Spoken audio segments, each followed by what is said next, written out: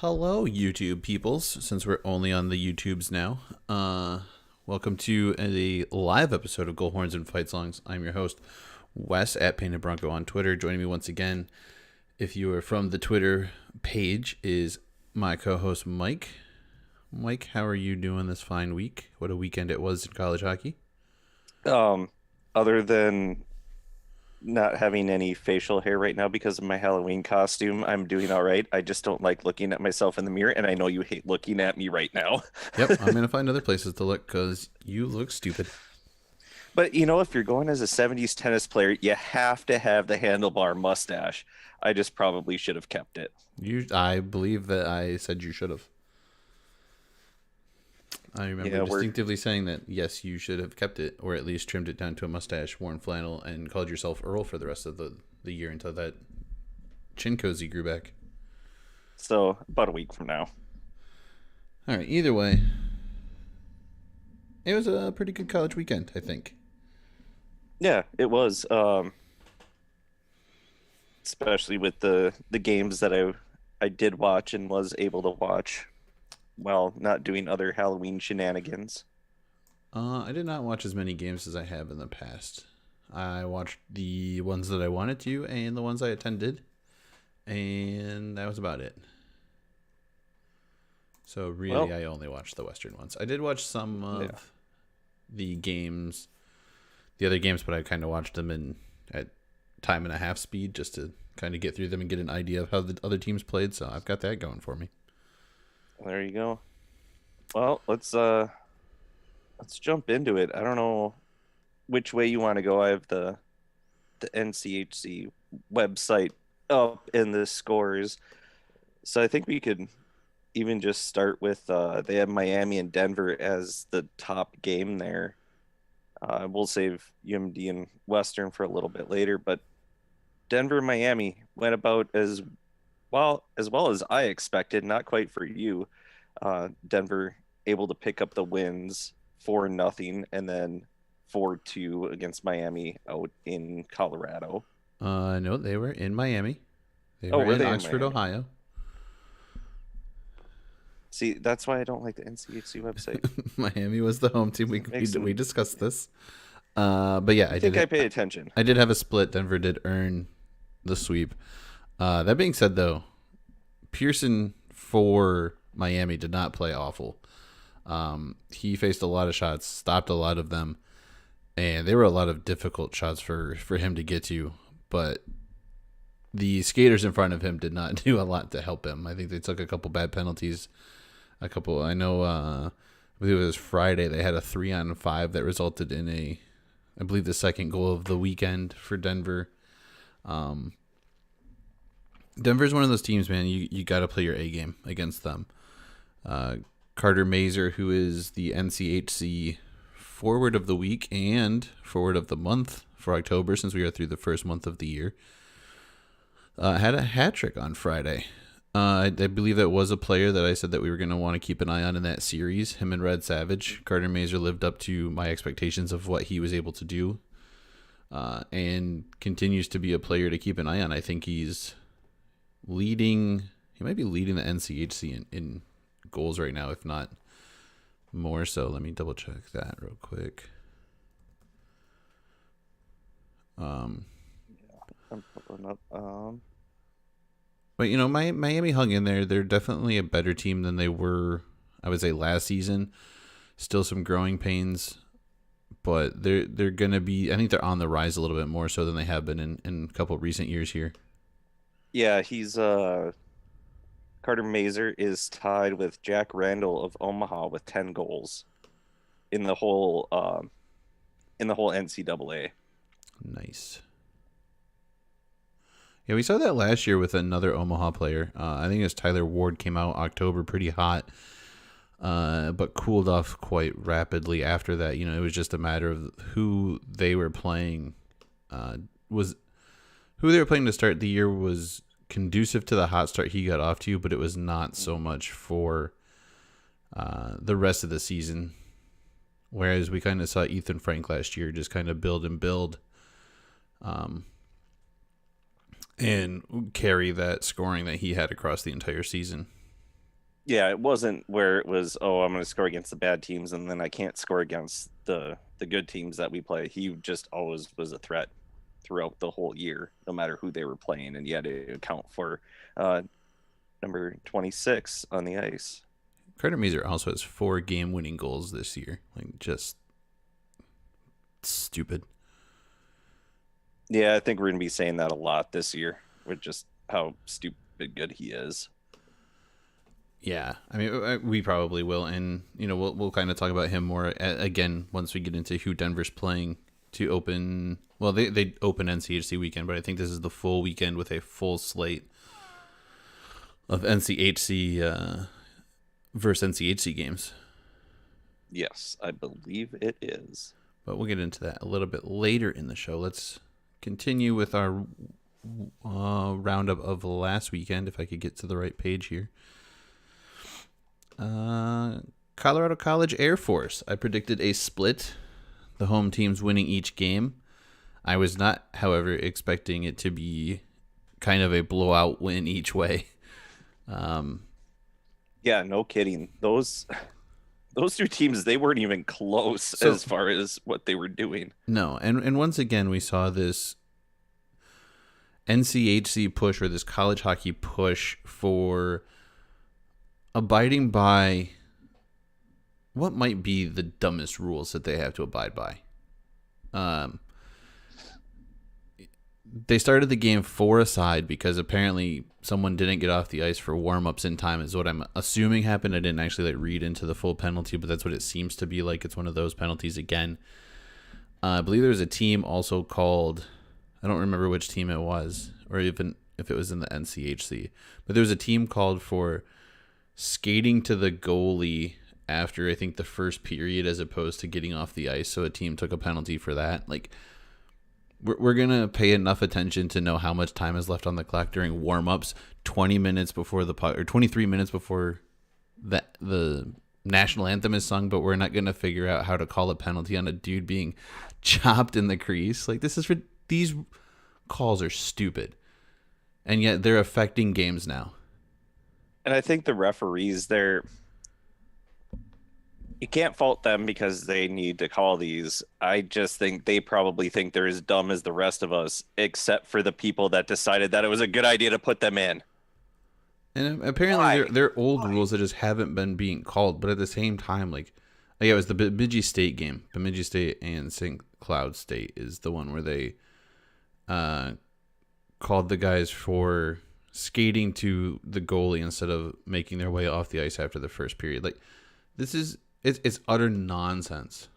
And I get, maybe you're trying to keep the players from interacting each other, but at the end of the first period, you're generally on the same bench or the same side as potentially your tunnel anyway.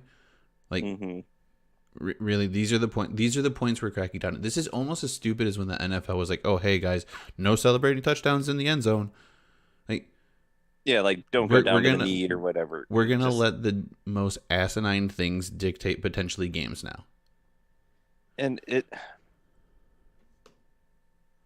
I don't understand it. Who cares? It's not like it's an exact science as far as the Zamboni has to come out at this time. It has to be off at this time in order for the ice to be. I mean, it's pretty close. But you have 15 minutes in between time. That 30 to 45 seconds that they go up to their goalie has been going on for decades. Or, the little competition of who's going to get off the ice last after warm-ups. It's stuff that's been going on for forever, and we're making it a mockery now because apparently we have to crack down on protocols and instead of, I don't know, actually cracking down on shit that matters. Like, again, someone getting slashed or tripped in a dangerous position, someone getting checked into the boards in a dangerous way, cross checks in the crease happening after a whistle, stuff that actually makes sense for the game. Yeah, and if the guys are sitting there for 5 minutes afterwards, after warm-ups to leave the ice, okay, that's getting a little bit ridiculous. I understand it's a tradition and whatever, but come on, guys, let's move it on. Then you can call that penalty. But if it's right on the exact time, who made this up? Who decided that this was going to be the point of emphasis this year? Yeah. They clearly have never played in a hockey game or have even watched the sport in that aspect. So But either it's way, NCAA. so that led to a 4-on-4 start in Friday's game for Colorado and Air Force. As a result of their big win, Colorado keeps the Point Peak Trophy and on their campus. They had 5 different goal scorers. 3 goal scorers recording 2 goals each were Logan Will, Noah Laba, and Hunter McCown. Ethan Strachey and Gleb Vermerev each recorded 1. And Laba actually had a 5-point night, also picking up 3 assists. So, big night for him. Big night for the Tigers, honestly. It's a win I think they needed. Mm-hmm. You would kind of like to see them continue to roll going into NCHC play, but unfortunately Air Force said no to that, and they bounced back with a big win of their own, winning 6-3 on Saturday. They did, and I think it's kind of what we expected. Colorado, they're going to probably play a lot better at home just because it is an on-campus arena now. It's a brand new arena. They're going to have the energy of the crowd. Going away, I just don't think they have the talent. But also, CC and Air Force are kind of about the same level of teams, and that's why we predicted the home and home split. We just did not expect 8-0 and 6-3. No, I don't think anybody expected that. It was probably a 1 or 2 goal game with an empty netter in there somewhere. But that would have been fun just with all the goals scored, especially for Colorado College scoring 11, but Air Force scoring 6. Yeah, I mean, Air Force is a team, like, they're a solid team. They're well conditioned. They're well coached. They come out and surprise you. They're a team that's used to traveling. I think they still, for whatever reason, participate in like the AIC. So they make a lot of trips to the East Coast. Yeah, they're Atlantic hockey, I believe. So really, I mean, the 11 miles that they have to travel to play Colorado College is probably the happiest they are about going to an away game all season. Yeah, they can. I mean, in all honesty, they could run it. They go there, play the game, or like they played in Colorado College, and then they just went home. Yeah, and even if it was a complete series at Colorado College, it would just be, all right, we're gonna go play the game. We're gonna come back home. We'll drive there tomorrow because it's gonna take us 15 minutes to, get out of the side streets and drive the 11 miles home. On to the next matchup is UNO and Long Island. This one took place on Long Island to repay them for making the trip to Omaha last year. Omaha picks up a sweep. I think... no, I picked a split. I was wrong. I got the Friday one right. I had LIU winning on Saturday. Nope, I had LIU winning Friday, and they did not. But it was the closer of the two games by a long shot. I think 2-1. I think I picked a sweep in this one. I did not write down my picks like I normally do. But cheating little cheater pants. Yeah, well, we can listen to it back. It's fine.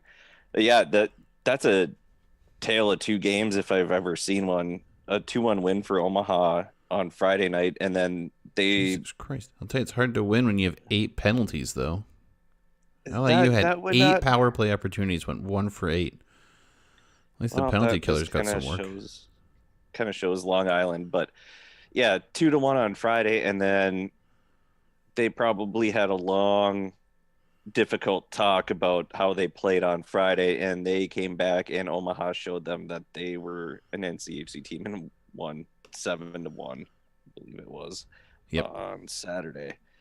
Yeah, so close game to an absolute throttling within a night.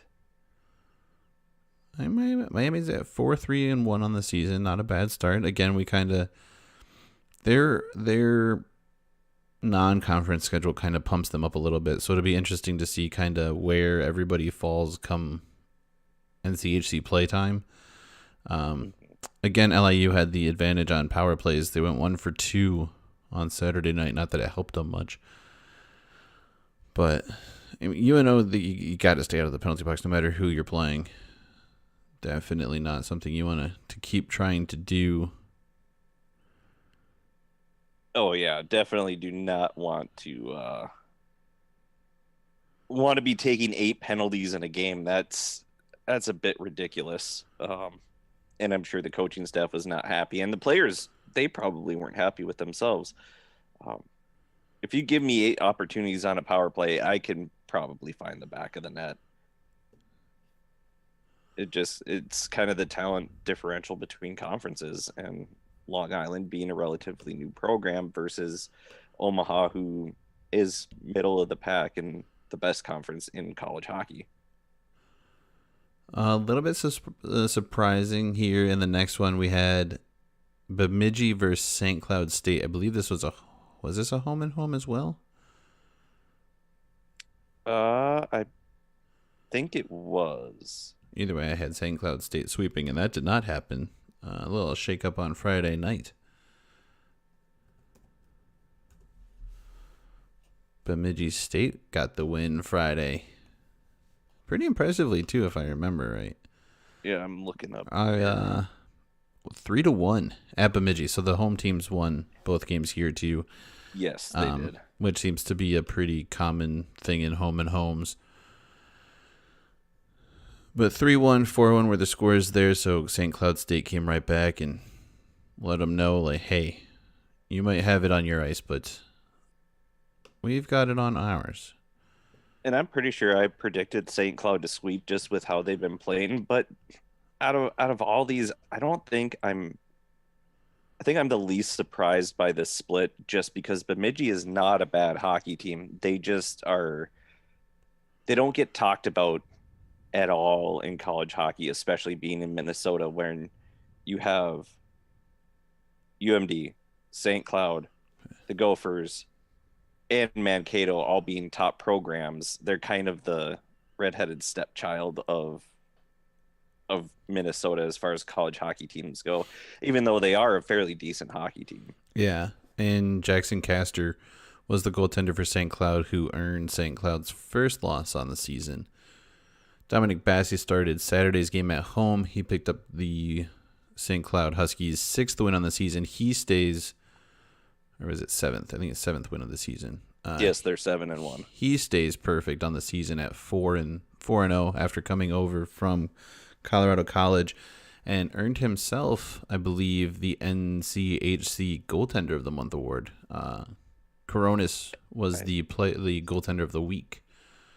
So, congratulations to both of those guys on some outstanding net mining.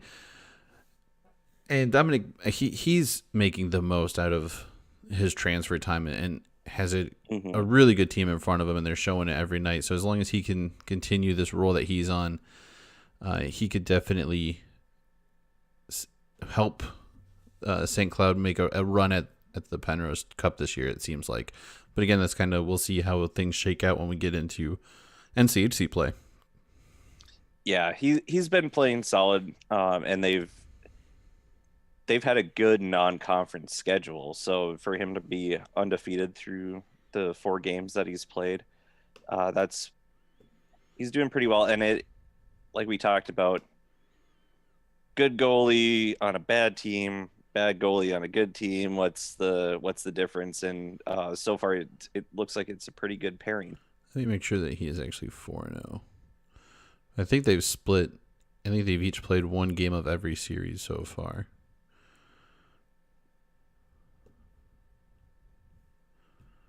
So no true number 1 named as of yet still there. Where do I want to go? I want to go here. Here we go. Yeah, this is the smarter way to do this.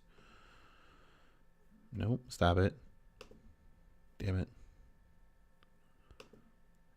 Tell the people a story, Michael, while I mess up whatever I'm doing over here. Figure it out. Shh. Figure it out. Listen. I think I figured it out. I don't have any good stories.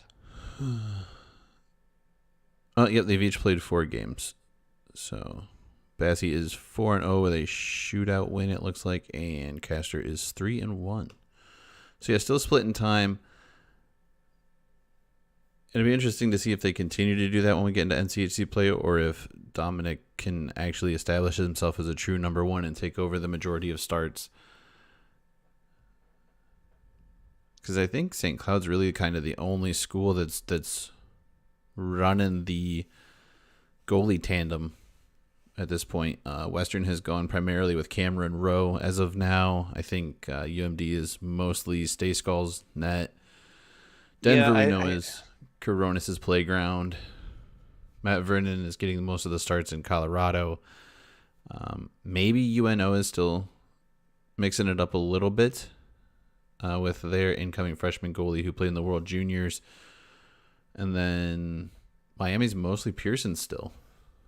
Yeah, I have to look. I know we've been switching a little bit between Stay Skull and Thiessen, but Theismann or whatever his last name is.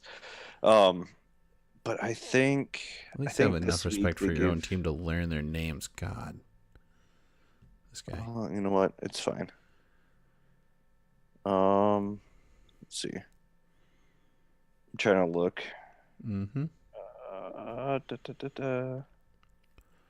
Well, while we're on the subject of looking, we can talk about UMD Cornell. It looked like both teams played a pretty even series. UMD was able to pick up the sweep. Both games seemed, they seemed really close. I know Friday's game went back and forth. I don't know much about Saturdays. I was kind of slightly depressed over the result of our own game, so I didn't really pay attention to the rest of the games that night. Yeah, and I was out, but I watched more of Friday's game than Saturday's game. Stay Skull did play both games, and for it being Cornell's first game of the season, or first series of the season, they actually looked really good. But part of it is I don't know for sure if it was we're not that good or Cornell actually is a lot better than we thought. They did have, I believe it was Friday's game, in the second period, it was pretty much all Cornell. UMD couldn't do anything, and then one rush, and we went, or maybe it was in the third. I think it was the second, then one rush, and we tied it or took the lead back. So it was a little bit concerning for me. They did get the sweep like we both predicted, but it wasn't in the fashion that I thought it was going to be. And I'm hoping that Cornell is actually a lot better than we thought they might be and came into the season ready. But there's a lot of times we did not look good, and UMD, they looked like they didn't even know what a skate was. I mean, it took some last-minute heroics to get the win on Friday. It was, well, and the other part, we talked about this. There was maybe 25 people in the student section when you had it on without the sound. Yeah, I get it was Halloween, but compared to what you guys had on Saturday, it was absolutely pathetic. So there was no energy in the building for the Dogs, and yeah, it definitely took a lot more effort than I would have liked to have seen out of the boys. Dude, I don't think anybody had what Western Michigan had as far as student section turnout this weekend goes. Like, it wasn't the result we wanted. If we're gonna move over to the Western UMich series, we can certainly do that. Both games were close. Western actually set a new record with the largest student section turnout at 1732. They were red line to red, or goal line to goal line. It was a whiteout game. It was a sea of white. It was pretty incredible. We had the boys from Everything College Hockey were here doing their game day thing. It was the whole series. I mean, was close. Michigan was just able to capitalize on a couple of important mistakes. Both games were one game affairs.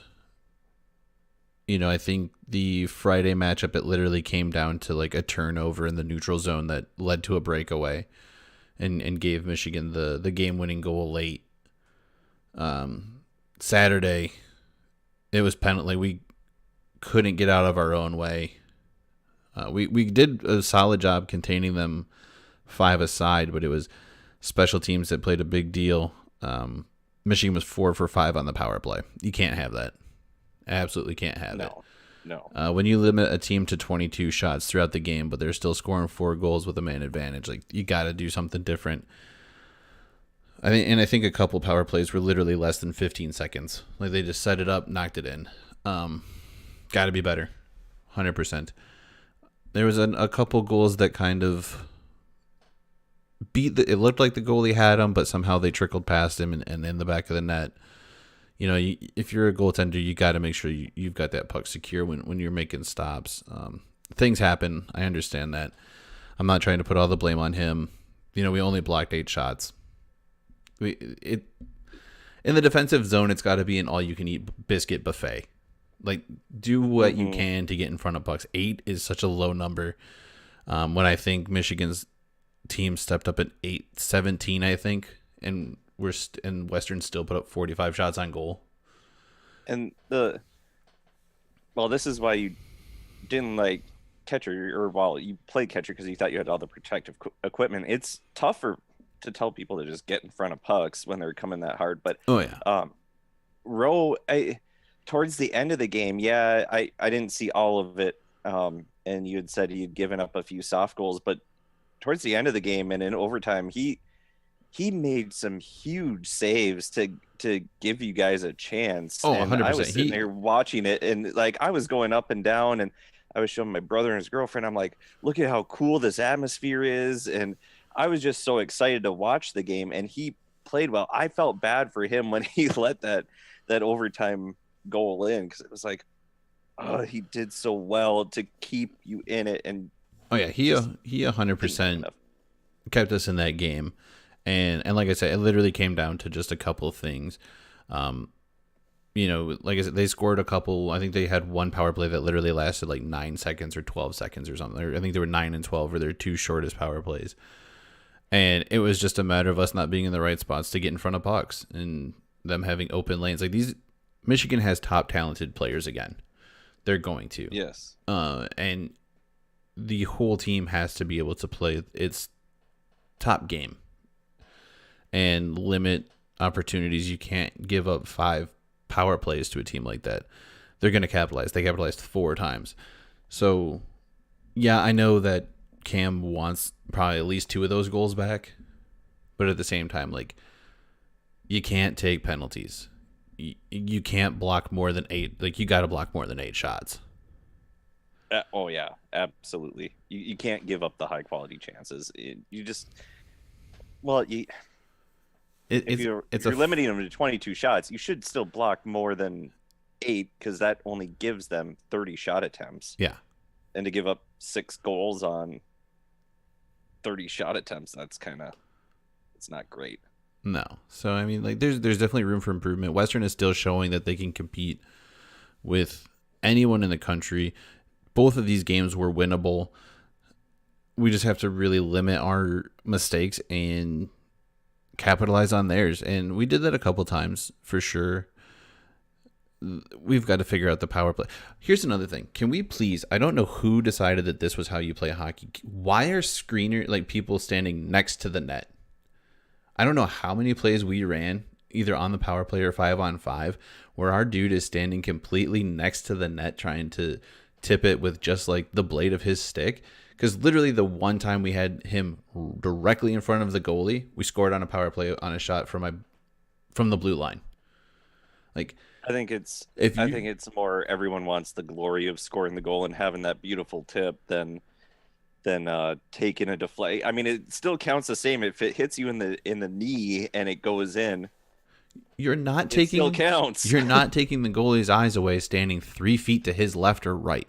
Like, if you're a big enough kid where you can be a legit screen, get in front of the goalie. There's nobody pushing you.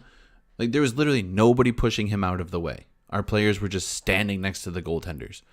Like, if I don't, yeah, I get you want that quick pass in front so you can make the little loop spin play, but take the goalie's eyes away. We see it work at every level. We see it work in the NHL. We see it work in the AHL. Like, take the goalie's eyes away, make it hard for him to spot the puck, and give your guys who have ridiculous shots an opportunity to make a play. If it hits you, it's still your goal. Mm-hmm. But you're really not doing anything, just standing next to the goalie, hoping to maybe get the stick for a quick turn when you don't even have enough real space to elevate the puck. Like, you're relying too much on this short stuff play when there's dudes on the blue line with absolute clap bombs. Yeah, and the goalie, he can't stop what you can't see. It Yeah. you see, how many times do you watch an NHL game or a high school game or a college game? The goalie just sits there, the puck is by him, and he's like, I didn't even know he shot it. I thought he was maybe going to, but I had no idea where it is. You have to take away their eyes. And if nothing else, they just look around the wrong side. Marc-Andre Fleury just had that the other night in, I don't know if it was Detroit or Chicago who we were playing. He literally just looked around the wrong side, and because somebody was in front of him. Yep. It was like, yeah, that's what you need to do. But I think the kids want the pretty highlight reel goal, and like, I would rather just take the goal instead of the highlight reel.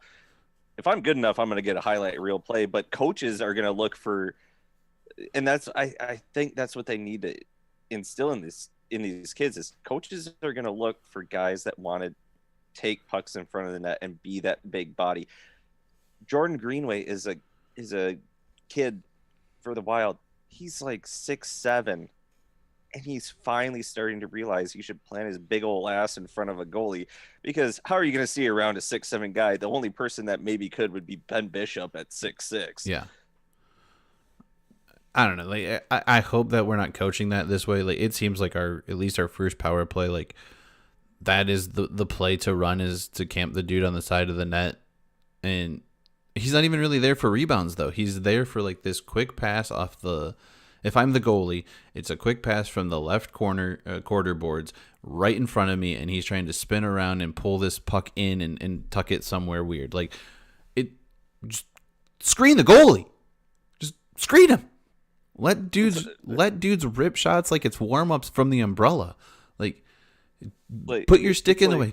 Tip one. Jam a rebound in. Like, that's what you're there for. You're not there to dipsy-do and have the puck taken off your stick and shot down the ice. Like, and I know we try it in Chell too, and then you break my player's hand when we play, but you know what? I scored the goal, so it's fine. I'm out 4-6, but I scored a goal. And don't get me wrong. I think Western played well, but these are just things that I want to point out and hope that it's seen as constructive criticism of me. I'm not trying to dog my team. I'm not upset at my team for the way they played. I think all the boys played fantastic. Yes, there's things that we can improve on, but you can improve in every aspect of every game. But I'm not gonna be here and just toot their horn and say that, oh, they're the best in the world when we lost 2 games. Like, let's be realistic about it. What are things that could have potentially led to this? It could be the fact that we weren't screening the goalie, we weren't taking his eyes away. It could be the fact that we had 10 penalties or 5 penalties and gave up a goal on 4 of them. Like, these are things we have to improve on. And I think that's some things that some people don't understand. It's we're trying to say it as constructive criticism, like, these are what we can get better at. We were not good at this, and they know it. The coaches know it. They can see it. But some people, you watch anyone talk about sports, it's like, well, why are you ripping on them? They're playing good. It's like, well, there are things they can improve on. Everybody can improve.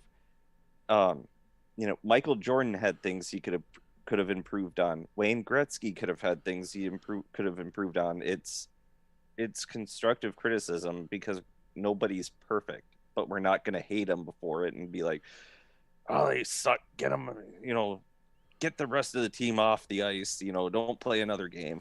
Yeah, I had somebody ask me this week, um, what do you want from Western hockey? And let me put that question to you first. What do you want from UMD hockey? Like when you watch a UMD game, what are you hoping for? Or you watch a season of UMD hockey, what are you hoping for? I want to see a full unit playing, especially like I've said this year. I want to see a team game being played and they play well. Obviously, I want to win the national championship, but just watching, I want to see the whole team working together as a goal versus what I've seen this year, very individualistic play, and that's not pleasing to watch at all. Yeah, and that's kind of along the same lines I went. Like, if we win a title, if we win a championship, all's well and good. But I want to see players get better. I want to see the team get better. I want to see the freshmen come in and watch their game change and develop and become potentially pro hockey players. Like, I want to see guys like Ethan Frank, who went undrafted and signed an AHL deal, and you saw a transition from a pretty solid kid to the nation's leading scorer before he left college. Ronnie Adder, he wasn't here very long, but even his game developed and changed a little bit while he was here. Like I want that for the guys that I watch play. Like I like looking back at NHL rosters and being like, ah, shit, I watched that dude play in college. When I look at like the year that they played or whatever, like to me, that's I think the greatest thing about college sports is we're watching these dudes play before they're big time, and you can see them develop and change a little bit quicker than you can in the NHL. It's, I think the best way to put it is you want to see them develop just as people and as hockey players Yep. and do well in their career to be proud of the team that you're a fan of, because then it's like I can look at rosters now and be like, I watched him play, I watched him play. We're putting together a good product that's entertaining for fans. And you look at all the contracts that Westerns had just recently in the pro ranks, that's helping make you be proud and be like, hey, this guy's going to be in the NHL. You have a couple guys already playing for the Flyers. Like it, it makes you proud of the program that you have going on, and you're not like, I'm a Sacred Heart fan who we nobody even knows we're a team. Like I'm Long Island University Sharks fan, even though that would kind of be a fun team to be a fan of. Um, it's just watching them develop and becoming good hockey players, but also good people in the process, and it just kind of makes you proud to be a fan of that program. Yeah, and I mean one guy that I can say for sure I watched develop in both regards and become a pretty incredible player by the time he was done. Don't get me wrong, he was an incredible player when he got here, but Wade Allison's game changed almost as dramatically as you can change your game at the college level. He had some injuries that he had to fight through, but that dude went from being a guy who tried to out talent pretty much everybody to a guy that was a part of the team, was making plays in the defensive zone, was getting other guys involved, and then from time to time, if it needed to be done, he could take over a game and he could score that lacrosse style Michigan goal or whatever from behind the net, and did it against Miami his junior year, I believe, and tried doing it again in the playoffs against Colorado College, but just missed it. But yeah, I mean that's a dude who made the most of his time in college, and honestly, like a lot of guys do. A lot of dudes came to Western undrafted and they left with AHL contracts or ECHL contracts for at the very least. But Yeah, and UMD's done the same thing. There's a lot of guys that have been drafted, but there are a lot of guys that haven't been drafted, and they get signed by they signed AHL contracts. Parker McKay was a very good example. He was undrafted, he graduated, and he went down to the Texas Stars for a year or two and played down there. I think Nick Wolf was another one. Ended up being a captain, was undrafted, and got signed an AHL contract with the Providence Bruins, I believe. But anyway, enough of that. I think we can move on to the full slate of NCHC games this weekend. Yeah. I mean, but before we do that, let's do. So Ryan McAllister was the defenseman of the month and week, and Wyatt Kaiser out of UMD was the defenseman of the week. So let's finish those up and give those dudes their congratulations.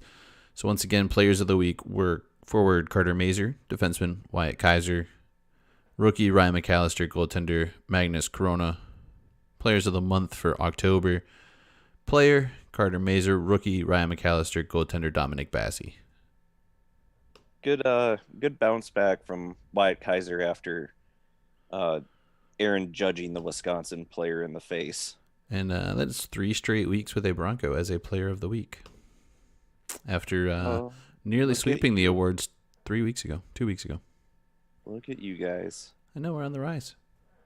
Moving on up. Ugh. All right, let's go with I was just at where I wanted to be, and then I closed it like a dingus. Shocker. Also, big shout out to Everything College Hockey.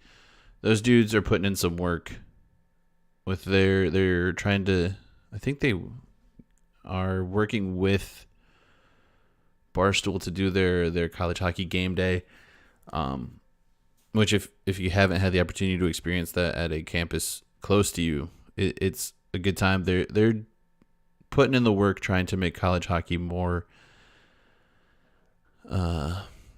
pronounced, more out there in the world. You know, it's an underrated sport. It's an underrated time.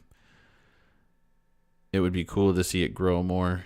We focus more on the NCHC, so if you care more about any other team, if you're in Hockey East guy or a Big Ten fan, check them out. I mean, they've got interviews with everybody. I think their next one coming out is with Carter Mazer, who we've talked about numerous times throughout today's show.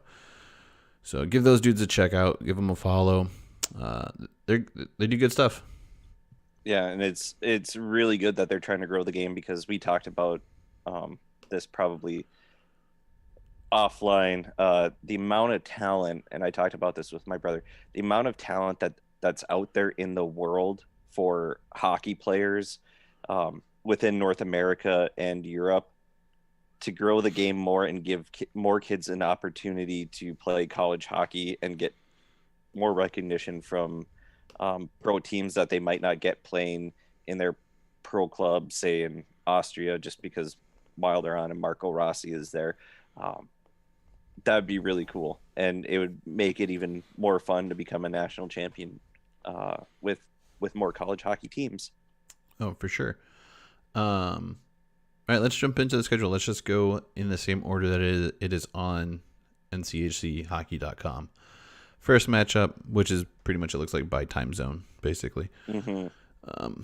First matchup is a rivalry matchup of the Miami Redhawks and my Western Michigan Broncos. Both teams coming off of being swept. Western has had a pretty tight grip on the series the last few years. I don't know that that's really going to change too much this weekend. I mean, worst case scenario, I think it's going to be a split. But I really think that with the depth that Western has right now and the performances that we're seeing from, you know, the newer members of this team, they're an extremely deep team. I think they legitimately might be deeper than last year's team. We saw a lot of production from the top end of that team. We're getting production from pretty much everybody on the roster right now. There are 18 different Broncos who have recorded a point. There was 17. Chad Hillenbrand, I believe, is the player who came back and picked up a point in his first game back. So 18 players We're literally at the point where it's like almost goalies who don't have an assist or a goal on the team. Like everyone is doing something for this team. And when you can get that kind of production, and even if you lose a game 5-6 and 5-4, like you're still outscoring your opponents by almost 12 goals, I think is what it is at this point. You're gonna be a hard team to beat. But again, and they do such a good job of limiting the other team's shots. I mean, we kept what is now, I think, the number one team in the country. We limited them to 22 shots on goal. Like our ability to possess the puck and to keep opportunities leaning our side is something that we're going to need to continue to do and continue to do better, of not taking penalties, not giving teams opportunity to stack shots up like you can on a power play, if we want to really have success and be a top team in the conference. And I think it starts this weekend with a sweep over Miami at home. I think it's a sweep as well, partly because you're at home, but then you look at just what you were able to do against Michigan, now a number one team in the country. So we believe. I saw it, and I was more or less looking at where UMD was, and somehow we dropped in 19. But you look at the 1-goal games against Michigan. Well, I mean, being swept by a winless Wisconsin team will kind of kick you out of the top 20 there real quick there, pal. You shush. But then you look at what Miami did against Denver, who is also a top 3 team in the nation. Regardless of what people might say, what rankings might say, I just don't see Miami bringing it at all. And the Western players are going to be pissed off that they got swept by Michigan, and they're going to need to take it out on somebody. And Miami just happens to be that team in the way. I mean, Miami does have Red Savage, who is a phenomenal player in his own right. But you need more. But that's the only name I can think of. Pearson is playing well in net, but I mean, those are the only two guys. When literally, like, Western is stacked from top to bottom. Now, that being said, our leading point getter, goal scorer, assist man is our freshman. He's leading all Broncos with 13 points, 5 goals, 8 assists. I think those are top numbers amongst all rookies across the NCAA. If they're not number one, he's within like the top 5 in most categories. He's a special kid. He's going to be one to keep an eye on this weekend and the rest of the season. But we've also got players like Zach Galambos, who came in this year. He's playing extremely well. Cedric Fiedler on the back end, he picked up a couple points last year. Like, we're just getting production from everybody, and it's going to be one of those things where you might be able to shut down 1 or 2 lines, but when all 4 are rolling, like, can you really expect your top guys to be out there long enough to shut everybody down? Yeah, Ryan McAllister he's only second in points to Adam Fantilli from Michigan among freshmen. And he's playing on a top line. So, I mean, he's going to get more points, and the kid's just ridiculous. The team we forgot to talk about in the last weekend was the team whose fan base travels extremely well. It looked like it was a home game for North Dakota in Las Vegas. Unfortunately, it did not go the way that many of those folks wanted it to go. And it was a long, sad flight home back to Grand Forks, which after Saturday is not so grand, I don't think. I think those people would have been a lot happier to see home had they come out with a W. But instead, they took that big fat L the Arizona State gave them. I don't know if you're really happy going back to Grand Forks from Las Vegas ever. Usually I'm not particularly happy flying back to Minnesota after being somewhere nicer, even though it was pretty nice this weekend. And you got that one right. You did say Arizona State was going to win. I did. I had confidence in North Dakota, and this is I don't know why. This is back-to-back Hall of Fame game losses for the old Fighting Hawks. They do not do very well in the one-off games. They lost last year to Penn State in Nashville, and now to the Arizona State Sun Devils in Las Vegas. Well, you know what? Hey, lucky for Fighting Hawks fans. Happy. They're not playing in the game next year, so no worries there. It's only one game for them, and they'll remind you.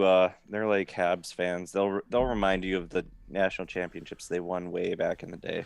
Also, nice thing about this weekend is there's only 8 games to watch instead of 14. This is So, very true. so we might actually be able to get through some of these next week, or all of actually have things to say about all of these next week.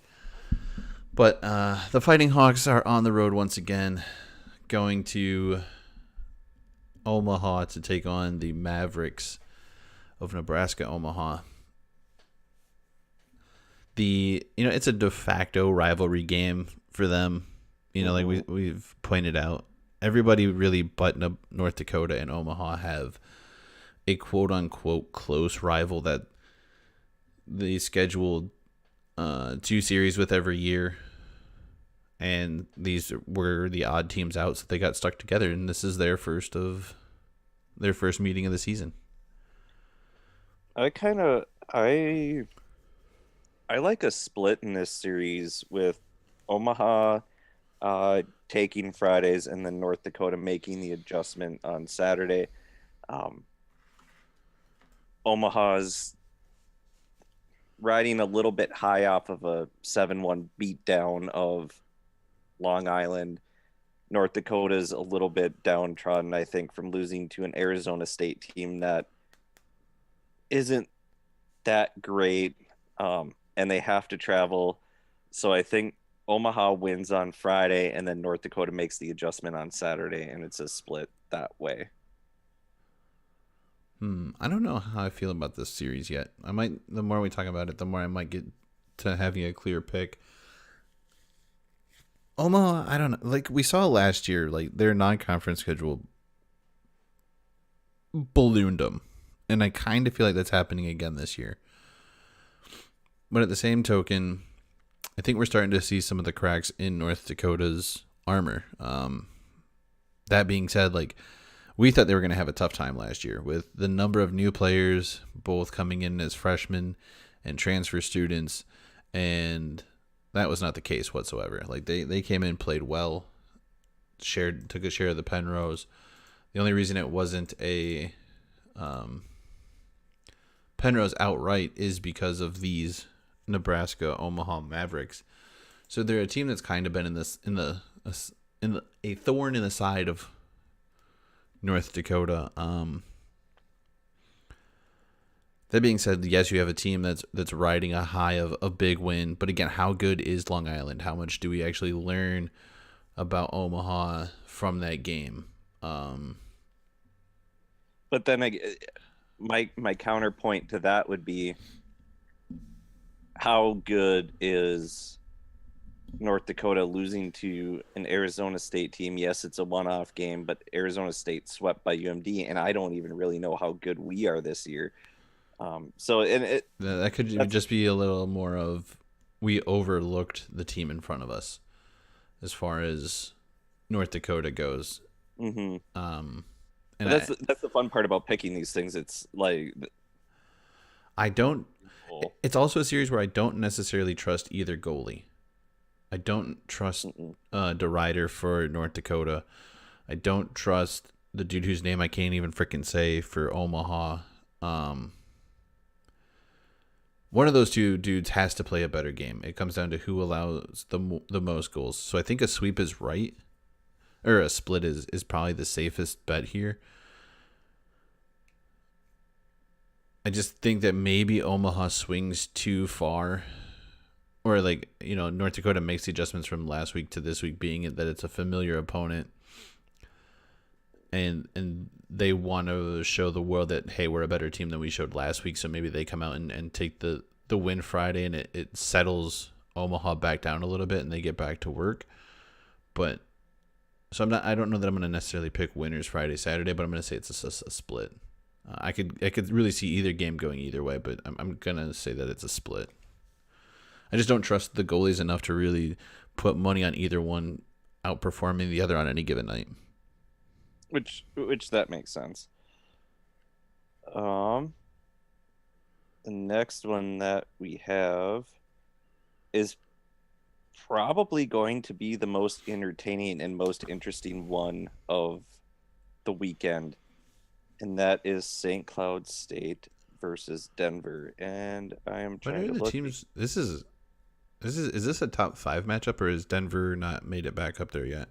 Looks like Denver is number 3 in Denver. Oh, or did St. Cloud might have fallen a little They bit might after have, their split with Bemidji, because I think they were number one going into that.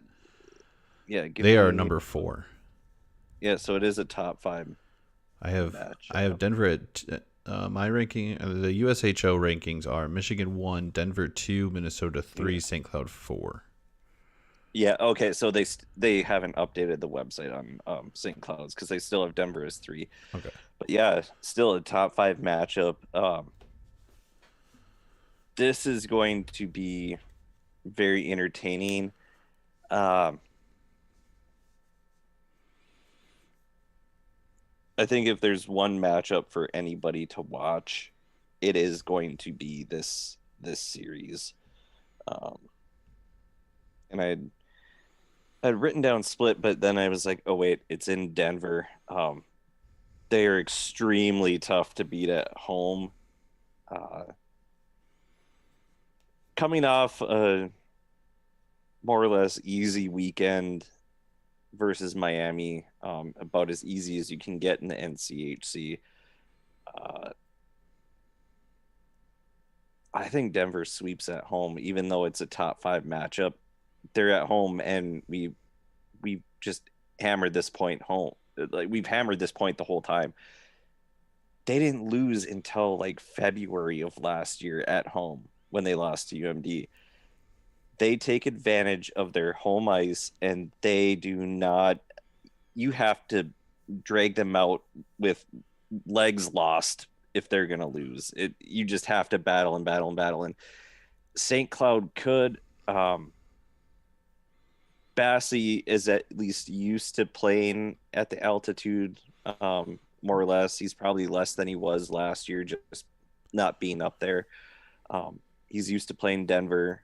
St. Cloud has a talented team, but I just I see St. Cloud getting swept and them dropping a little bit in the rankings again, especially us after splitting with Bemidji. I I mean, yeah, it's so tough. St. Cloud has been playing incredible hockey. I mean, they swept Minnesota State when I think Minnesota State was, I think, I one or think they were two I think they were number 1. um, in the country. But we just seen them come off a split with Bemidji, and I think that was a little bit maybe of overlooking their opponent and then getting that wake up call. They know what they're going into with Denver. Mm-hmm. Denver is the defending national champions, but this is a team that we saw get swept by uh, UMass this year. Yes, it is. Now, granted, that those games were not in Denver, and Denver is an extremely tough team to beat at home. But they I would assume that Bassie is going to start I would think Friday. both of at least one of them, if not both of them, but more likely Friday. I think you start Bassie Friday for sure. He got the win Saturday. He's Mm-hmm. undefeated. He knows Denver better than anybody else on that St. Cloud team, with the exception of is it Crookshank is on St. Cloud, right? I think, yeah, I believe The so. other Colorado College transfer who came by Yeah, way I think of so. another school in the middle there. Yeah, who did Yeah, like he Carmen San Diego the map and then ended up there. but it's going to be so. I think they're going to be tight, close games. I think they're going to be fun games to watch. Aside from, the Western Series that I'm going to watch and I'm going to be at both of those games for. I think this is going to be a little bit better of a matchup than North Dakota, Omaha will be, but I think that's going to be another close matchup and tough to call. I do lean Denver in a sweep, but I think these could definitely each be 2-1 games. I If think if they'll be not if close not games. one being maybe one's 3-2 in overtime. Yeah, I think I think they're going to be very close games. I don't think. Yeah, we could have a shocker like we had with CC and Air Force when we thought they were going to be close games, but But this is knowing these that those were teams close for a is completely different reason than these were close. Like we should have looked at right. that like those times where both teams are god awful and it ends up being like 9-8. yeah, or like in football where it's like 45 to 38 and it's just both nobody had any defense or Well, that's just Big 12 football. I mean you're not wrong So, there, but yeah, um, I think these will be close games for different reasons. I think both teams are extremely skilled. I think both goaltenders are playing extremely well. We know Magnus comes out and controls that blue ice extremely well. Denver's a team that is capable of putting points up quickly, and a lot of them. and St. Cloud, they're also they're an experienced team. They have 16 upperclassmen, 4 juniors, 7 seniors, and 5 grad or fifth-year students. Looking back at when we talked about them, so they definitely have the experience to make it a close game and have enough experience playing in Denver. Um, and then, like you said, Bassie helps. So yeah, it's a Denver sweep, but it's not. There might be an overtime, and then there might be a 2-goal game, but that would just be an empty netter um, for one of the teams. I just think Denver's too tough at home. Yeah, I'm gonna go the same way. I'll give it to Denver in a sweep too. I think they make such good use of their home ice advantage that it's kind of stupid. And then last but not least, the final matchup of the weekend is both Minnesota teams are making the trip out to Colorado. As Duluth also makes the trip out, but they're going to Colorado Springs, about an hour south of Denver, to face the Colorado College Tigers. I'm gonna say that this one is a split.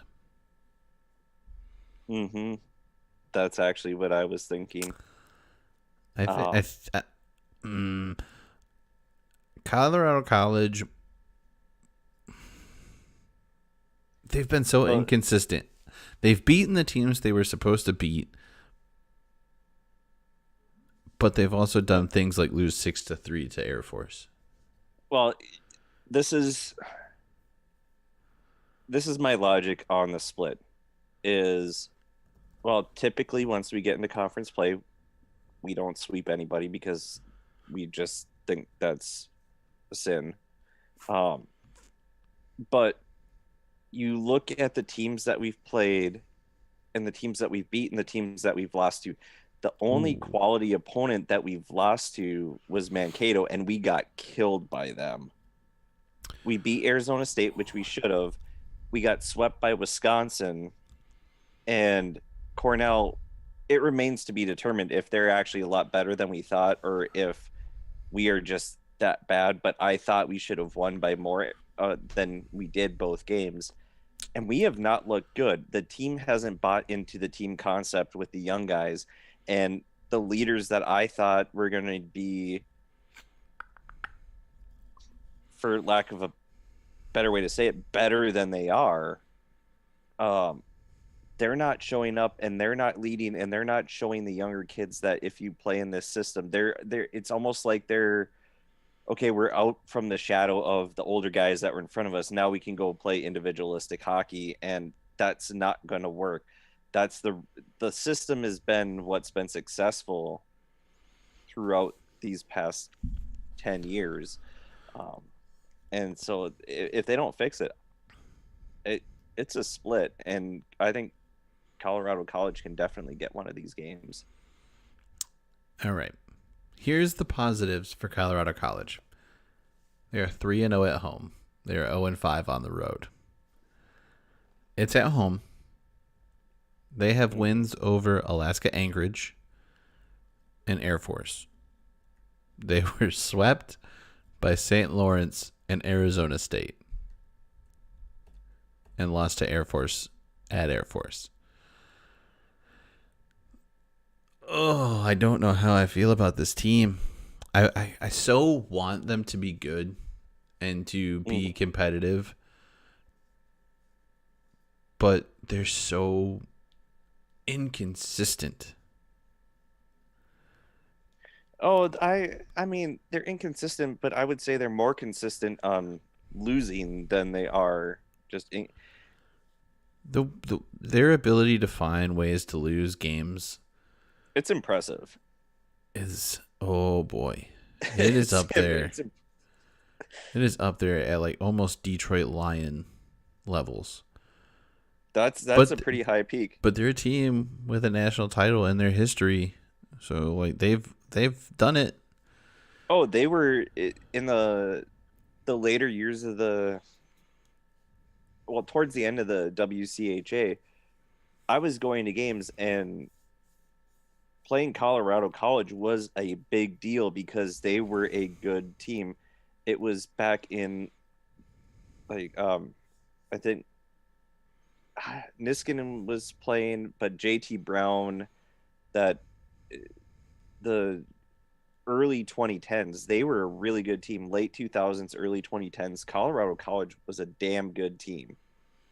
And I want them to get back to that because those were fun games to go to. I mean, it's fun when all the teams are good and you don't know who's going to win. Yeah. But they have gone so sideways But in the also, last. Minnesota Duluth is not playing up to the standard I thought they would have been playing at either. Oh God, no. Not Not that even being close. said, I mean they did lose quite a few players. They lost, Noah Cates, some other guys, but I think he was the biggest name. But I think was he a senior? Did he age out or did he leave early? I believe he was a senior. Um, I believe so. but they're a team Junior or that also senior, gets one of the better as the year goes on. So I mean, for me. It's I think I just go with my first instinct and say split. I think Colorado's playing meh. There's no other way to put it. But Duluth is also kind of meh right now. I mean, both teams are super consistent. We'll see. I mean, Duluth generally plays a little bit better in the end of the year. You can't lose a season game one, but you sure as hell, or you can't win a season game one, but you can sure as hell lose one in game one. I think the biggest thing to keep an eye on for this series is,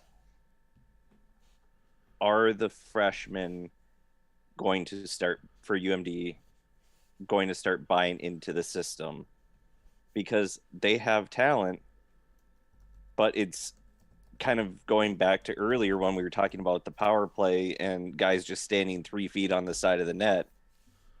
They're like, hey, we want to score the highlight reel goals and have all the girls love us. And no, they're going to love you way more if you're actually winning instead of getting swept by fucking Wisconsin. Yeah. Man. I think we just go with our gut. I think the split is on. Yeah, I say it's a split. I hope I'm wrong, but it's very difficult for me to say otherwise. So just based off of what I've seen. I'm calling for 2 sweeps and 2 splits. That's what I have. And I have 2 sweeps and 2 splits. I'm going to let's see. I'm just going to put down. We legitimately need to keep track of this, or at least go back at the end of the year and go through and figure out who guessed more right. Yeah. And I'm trying to do my splits on who wins what game, and I have Colorado College winning Friday, UMD winning Saturday.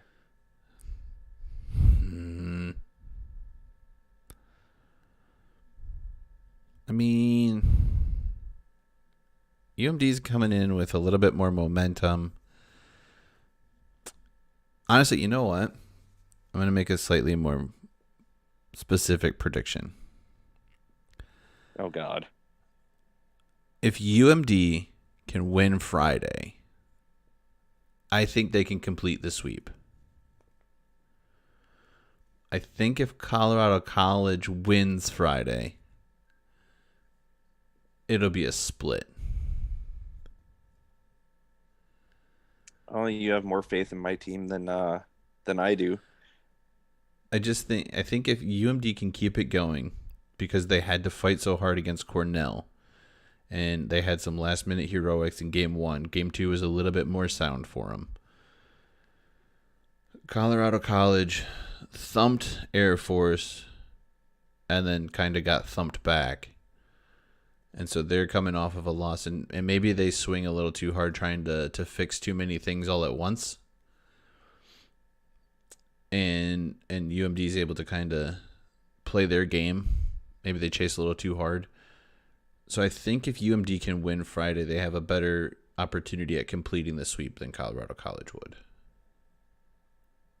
I think if a team is going to sweep, it's going to be UMD. Yes. I just don't think it's going to happen. But my first instinct is the split, so I'm going to say that the split is my official pick.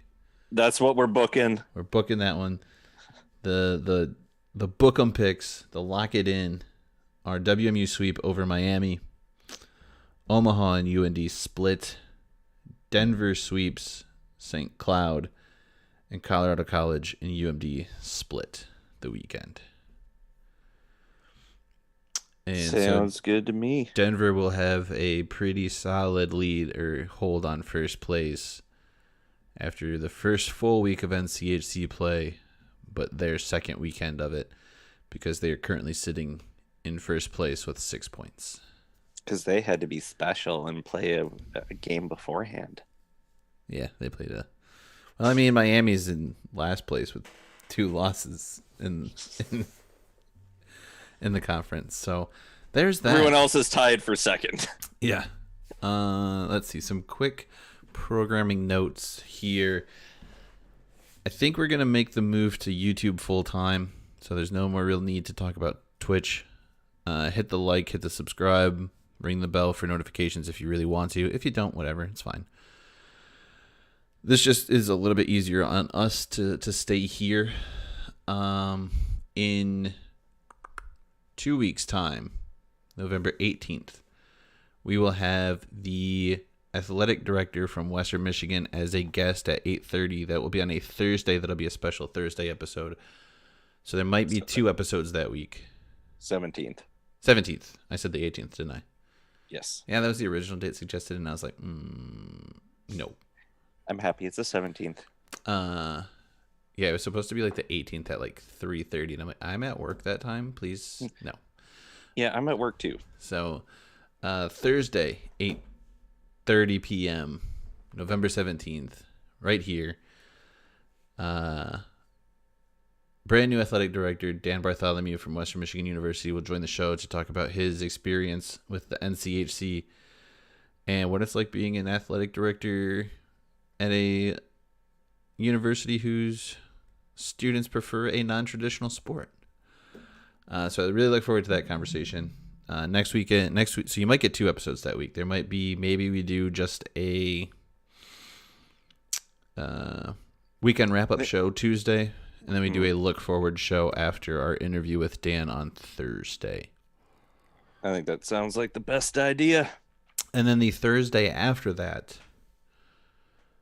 there might be some live streaming from an automobile if I can figure out how to do it.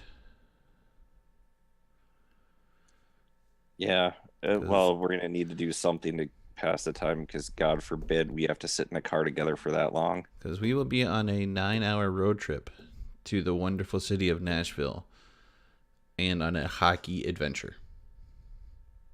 It is going to be a great hockey adventure. It would have been a slightly better hockey adventure if some local ECHL team hadn't decided to cut my favorite player off their team, but they did, so it's still going to be like as much of a hockey adventure, but with one less person that I really care to see. So there's that. Because I will hit all 4 decent leagues between college and the NHL in that 4-day span. Yeah, because you're going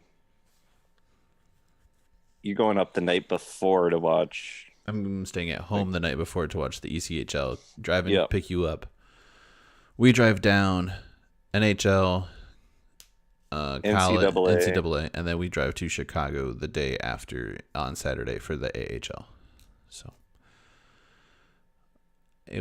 I will see ECHL, AHL, NHL, NCAA, all in a 4-day period.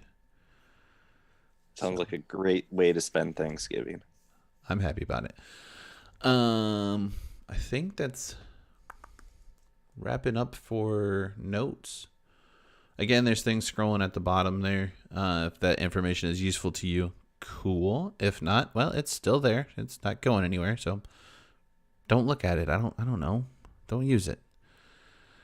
Our Twitter handles are here, right there, and right there. Again, if those are useful to you, fantastic. If not, well, they're there anyway. So I think that is going to end an episode. We are at a little bit longer than normal. So, but Yeah, we got a few rants. I think that's going to do it here. Hope you enjoyed the show. Again, if you feel so inclined, please leave a like. Please leave us, hit the subscribe button. Leave a comment. Ask us a question. Maybe we'll answer it. Maybe we won't. We might not have the answer. Or you just get an opinion of some jackass who tries to talk about college hockey once a week. So, I think that'll wrap it up for us. Anything else, Michael? Well, you know what they say, pucks on net. Good things happen like goal horns and fight songs. Until the next episode, have a good one.